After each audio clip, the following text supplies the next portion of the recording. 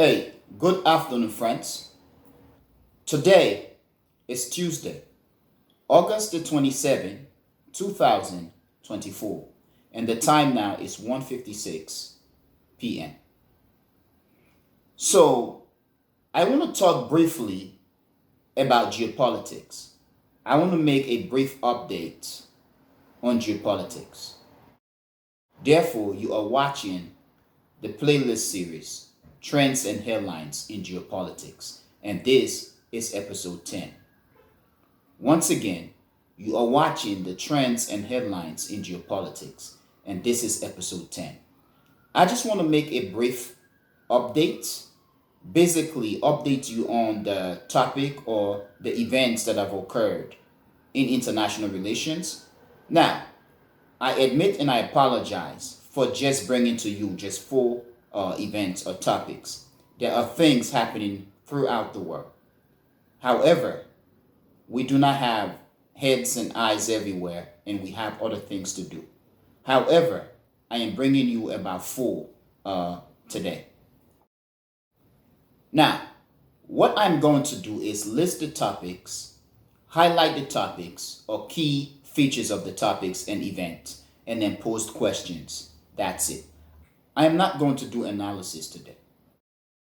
Now, the topics are: number one, Russia's massive attack or mass attack against Ukraine, yesterday, Monday, and today. Number two, the Gaza War continues, and more death and destruction continues. Number three, Denmark and Africa. Denmark announced that it is going to be closing its embassies in Mali and in Burkina Faso. And number four, monkeypox. Now, in terms of the topics of discussion or the event, the first one, number one, Russia continues to massively attack Ukraine. In recent hours, past hours, in the past 48 hours, Russia carried out massive attacks on Ukraine, on positions throughout Ukraine. It is said that about 200 missiles or so were used in the attack. Now, 200 missiles on Ukraine is bad enough. However, we are seeing the same thing happening in the Middle East. Just this past weekend, Israel basically sent 100 fighter jets or 100 aircrafts into southern Lebanon. And then Hezbollah launched 320 rockets at Israel. So it seems as if the world is experiencing the hundreds. Everything seems to be happening in the hundreds. On Monday, 200 former staffers of the former United States President George Bush, former presidential candidates and Republican senator, the late Senator John McCain, his staffers, and also staffers of former presidential candidate Mitt Romney, came out in support or endorsement of Kamala Harris for president. Over 200 did so. In terms of the situation in Ukraine, the Ukrainians are saying that about 6 people have died as a result of Russia's mass attack, which also is impacting massively the infrastructure of Ukraine. The power grids and all that are being attacked. To that, my question is, what are the Ukrainians' objective in this case? Are they prepared and are they willing to continue the war? The Ukrainian president, Volodymyr Zelensky, basically said that he is going to punish, or Ukraine is going to retaliate against Russia for Russia's attack. Does that mean that Ukraine is going to carry out attack into Russia, deep into Russia, and into Moscow? Or are we going to see another offensive, such as the Kursk offensive? Now, in terms of the Kursk offensive itself, it is being said that the Ukrainians, as of now, are being grinded by the Russians, and they are basically losing their positions, which means that the Russians are gaining position in Kursk. And also, the Russians have closed in on several cities in Ukraine. The Ukrainians, as Vladimir Zelensky of Ukraine, the president of Ukraine, continue to beg the West to permit Ukraine or give Ukraine long-range missiles so that it can strike Russia. By now, I would have assumed that the Ukrainians should have acknowledged the fact that this war is not about defending Ukraine. It is about fighting Russia. The West is not prepared to go and fight the Russians. If the West permits Ukraine to launch long-range missiles into Russia, that, I believe, is going to galvanize more Russian support to be harsh towards the Ukrainians, which in this case will only make the West look bad because the Russians could retaliate massively more, which could damage Ukraine more, and the West is not going to do anything about it. So are the Ukrainians asking themselves what their objective is and what they are willing to endure as a result of this war further? Now for topic or event number 2, the war in Gaza continues. It is interesting that within the past 24 to 48 hours or so, we continue to see strike in Gaza. It is stated that one strike killed about 6 people and another strike killed about 20 people. So between now to the past week or few days, there has been consistently strike about every day and people continue to die. So that my question is, what are the objectives or what is the objective of Israel? Because as long as the war in Gaza continues, as long as the death and destructions continues and these images are seen around the world, Israel risks isolating itself, and also in the long term, it puts itself in a very chaotic, very dangerous, very unsustainable and unpleasant situation with the rest of the world and also with the region, the Middle East. Yes, Israel does have the world's most powerful economies, militaries, and countries in its backing. But throughout the world, there are sentiments and people are expressing the idea that the West is collapsing or the West is in a very deep trouble, economically, financially, and even militarily. We are seeing the rest of the global South and the rest of the world. And Russia is currently checkmating the West in Ukraine. And to be honest, the West can talk so and talk so. The West is not just going to defeat China. And Iran is going to give the West a hell of a time. In this case, strategically, I do believe it is going to be sensible for Israel to once again, as I've said many times, reorient its position or its policy towards Gaza and how it conducts the war in Gaza. Now, in terms of the war in Gaza, what is happening is sad, it is bad, and it is inhumane. It is a stain to human consciousness, to our global and international consciousness. And it is going to haunt humanity to the end of days.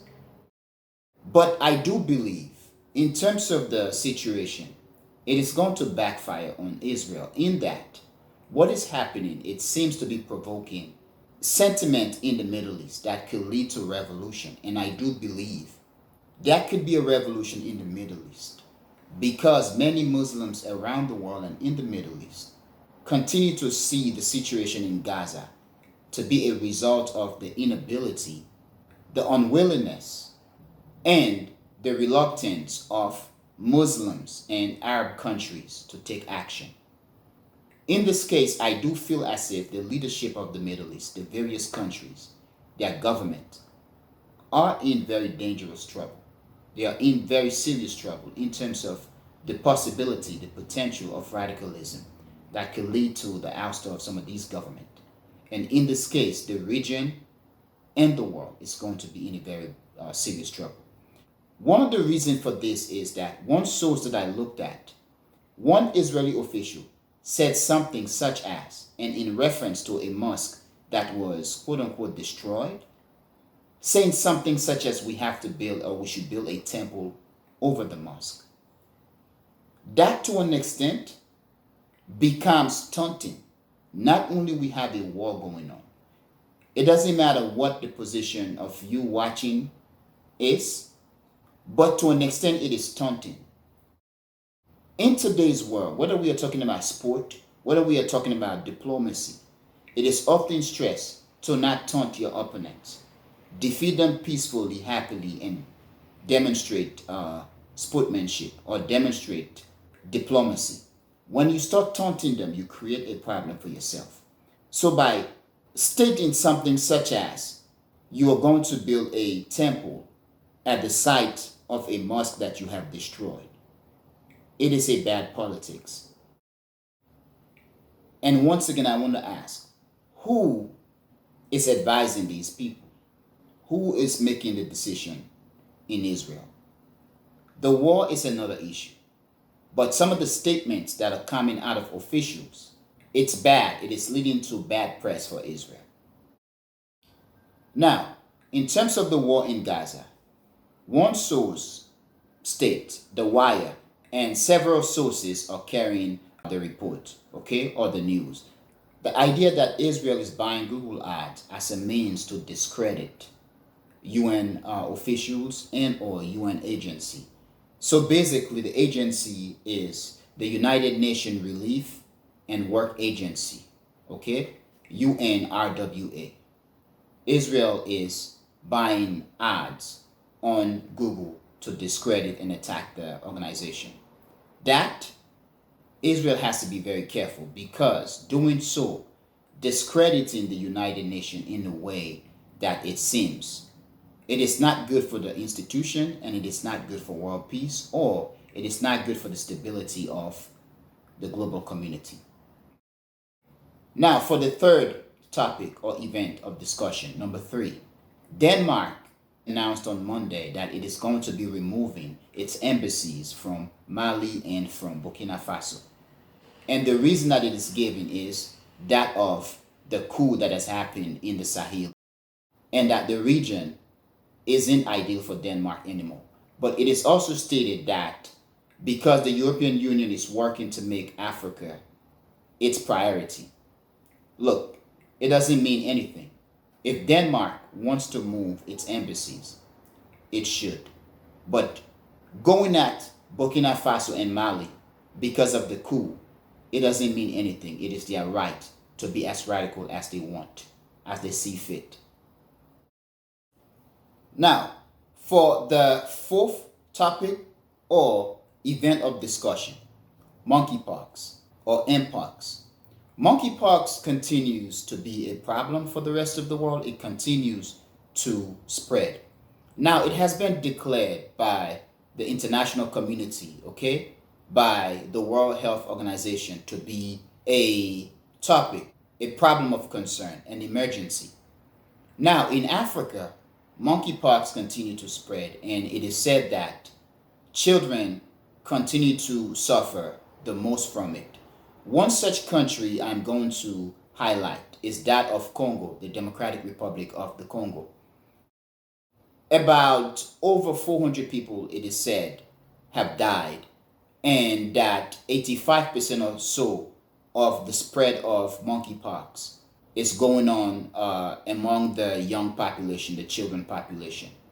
Now, the world is basically beginning to raise its eyebrows and concern for the spread of monkeypox. One country, Germany, announced that it is going to be donating about 100,000 doses of the monkeypox vaccines.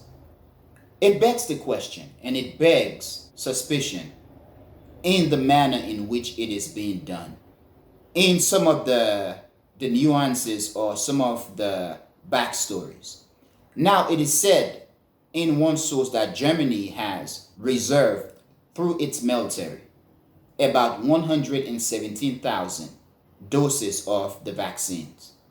Now, Germany is going to be donating 100,000 of the doses of the vaccine that it has reserved.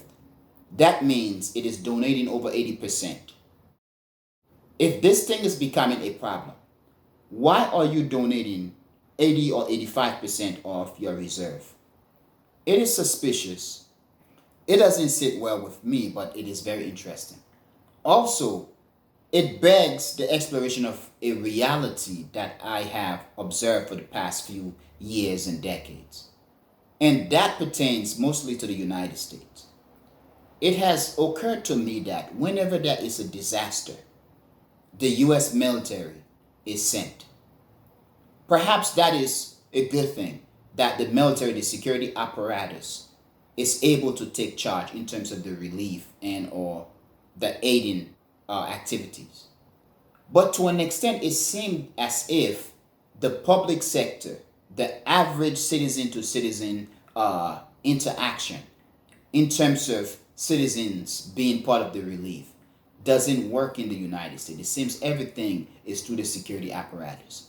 And that is what seemed to be happening in terms of the interaction between Germany and Africa, in terms of Germany announcing that it is going to be donating about 100,000 of its reserve doses of 117,000 or so. But then it begs the question, why doing it? And also, why is it that the relation or relationship, the interaction between Africa and the West is always that of donation, the West aiding Africa in one way or another? While the reality is that much of Africa's problem is caused by the West, the result of Africa's interaction or unbalanced relations with the West. For example, Germany and European countries are making donation to Africa. Meanwhile, Western institutions such as the IMF and the World Bank and so on continues to implement austerity measures throughout Africa and continue to debt trap Africa. So it is interesting that you are holding my neck, squeezing my neck, and then you are telling me that you are giving me oxygen to breathe. If only you stop squeezing my neck, I can breathe freely and naturally. But don't tell me that I am having difficulty breathing and that you are going to help me to breathe better. But you are choking me. Your hands are choking the hell out of my neck. You are the problem. Stop choking me, and then I am not going to need your help to breathe.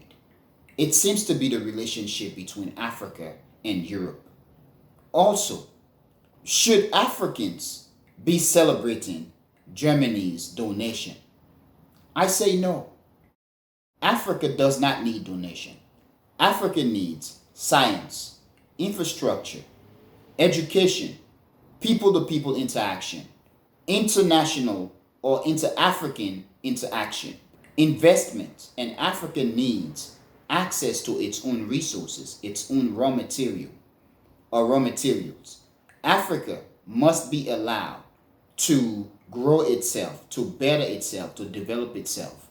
Once that is implemented or is enabled, Africa is not going to need any aid from the West.